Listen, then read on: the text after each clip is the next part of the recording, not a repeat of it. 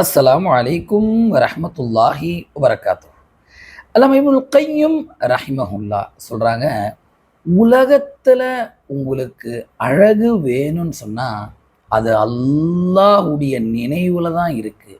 அல்லாஹ்வுடைய திக்ர்ல தான் இருக்கு.